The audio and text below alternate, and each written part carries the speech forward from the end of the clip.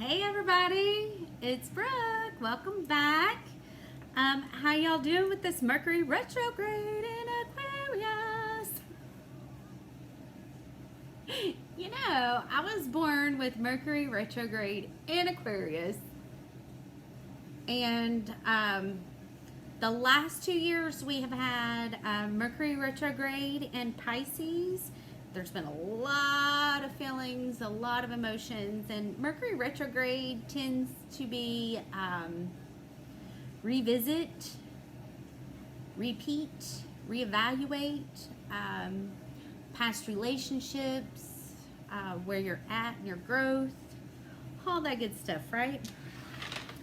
And so with this one being in Aquarius, it's affected me a little different because I have an Aquarius moon. And on a soul level, I feel like I connect to that energy more than, Mercury's detriment in Pisces. It doesn't, it's 111 on my clock. It doesn't like being there. So it's in a little bit of a better position in Aquarius, which is a good thing. But I have noticed that I do have, some friends that are, gosh, it's Mercury retrograde, blah, all that. So, I wanted to share with you something that I put together. Crystals are my lifesaver. They help me to stay grounded. 1:44 on my clock. They help me to stay grounded. They help me to stay focused. They help me do the work without subconsciously being aware of the work that's going on. Does that make sense? Like, I use the different energies to help me process and get through the things that I'm processing in the spiritual realm and in the physical realm. Okay? So, what that means is their vibrations give off certain qualities, okay? Mercury retrograde can kind of be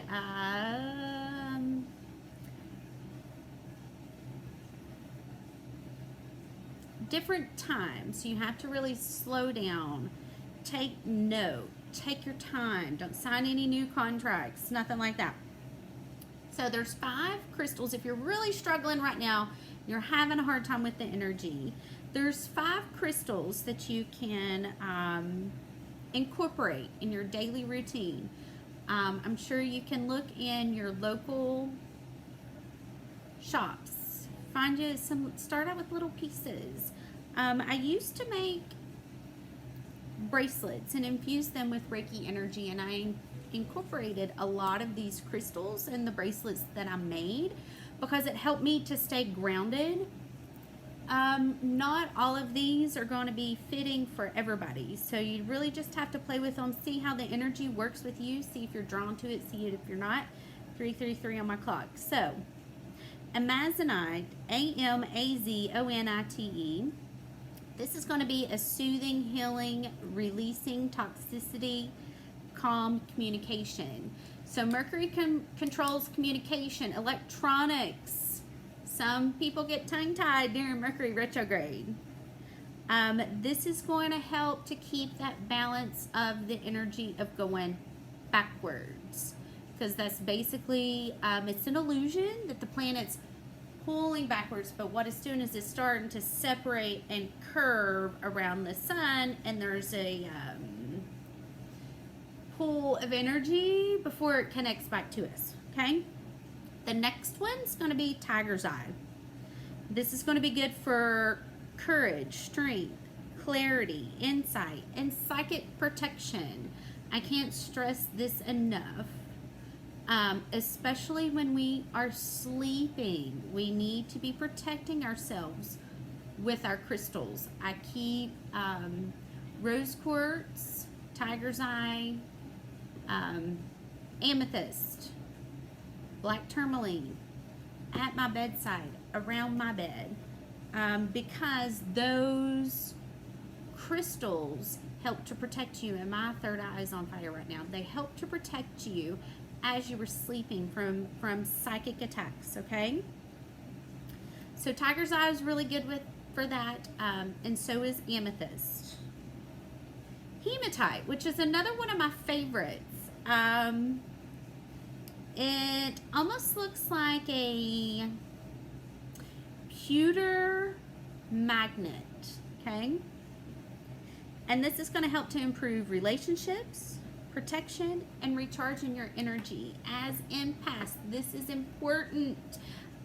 Really need that extra protection, that extra...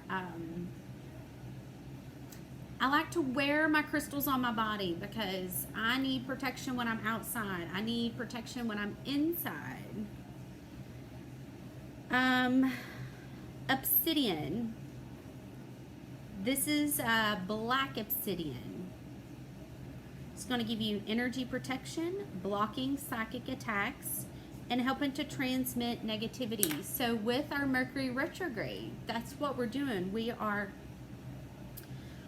processing the lessons that should have been learned, and we're reevaluating. Did you learn the lesson? Did you not? Okay?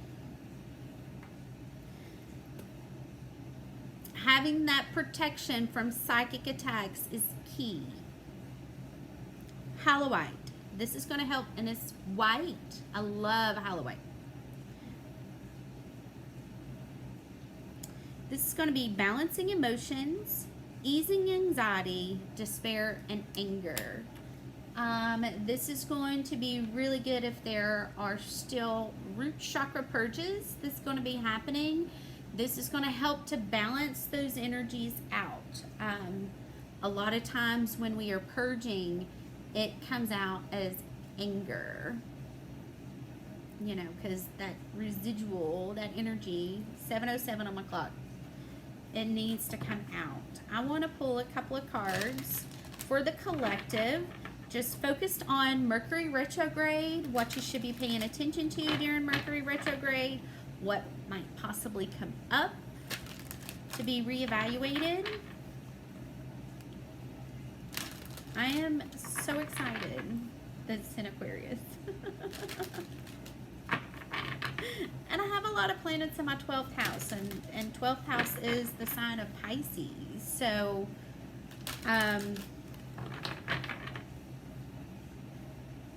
my North Node's in the 12th house. My Gemini is actually the ruler, which we are in North Node Gemini now, the ruler of the 12th house in my chart. Naturally, it's the home of Pisces.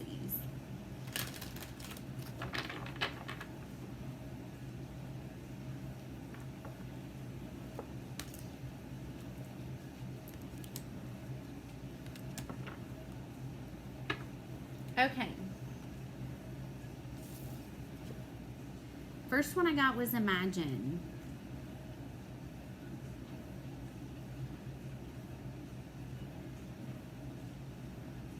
And this is a 2 card. So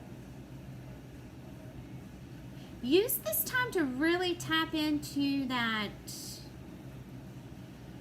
daydreaming, that wish upon a star.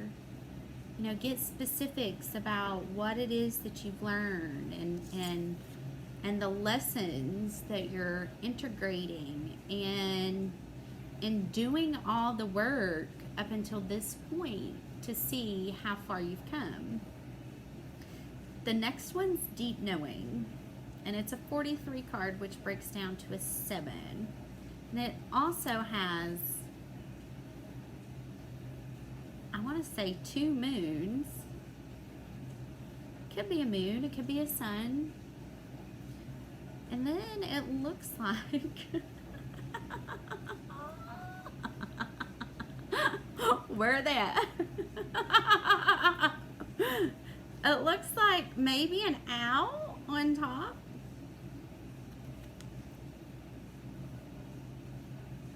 Some of you already know, and you are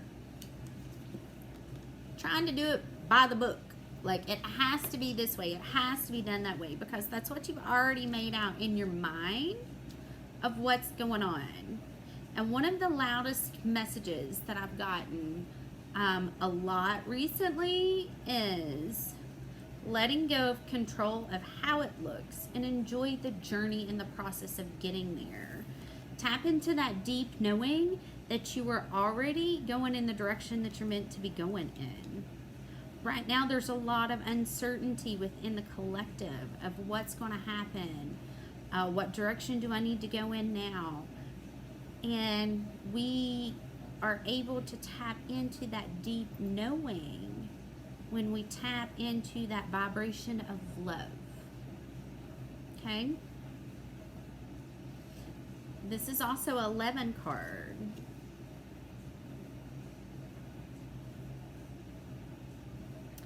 I've got 2711, which would be 2.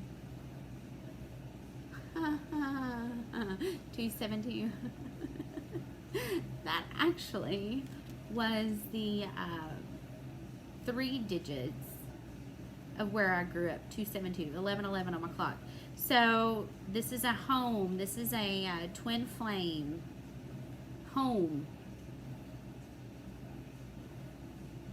And I didn't even mean for it to be this way, but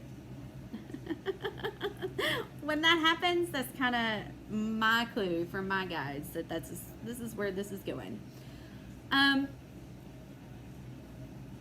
Trying to do it by the book's not the direction to be going in. Okay, these are going in the opposite directions, and it says by the book. 1144. Maybe we need to release by the book, or who says that the twin flame journey has to be done a certain way. I feel like this is something that's really being purged from the collective. You know, this last year, I really just had to take a time out from the twin flame journey and dating and get specific. 1212. Get specific about what it is I'm trying to bring in. Because if I'm bringing in the same thing over and over again, I'm not taking time to incorporate those lessons, to really tap into my higher self and say, okay, so what's if I'm doing it 1, 2, 3, 4, things are moving forward. If I'm doing it by the book, why is it not going in the direction that I want it to go in? Because maybe it's not meant to be done by the book. Maybe it's something that you imagine, or like for me, I see me being in the gas station somewhere and hearing a voice that stops me dead in my tracks.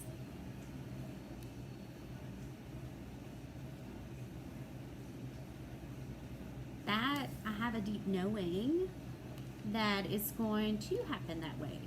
So really using the energy of the Mercury retrograde to imagine the story, or imagine the possibilities that can happen. Sounds like fun. I love you guys. I hope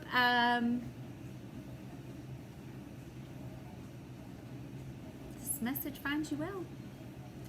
And I'll make a video soon.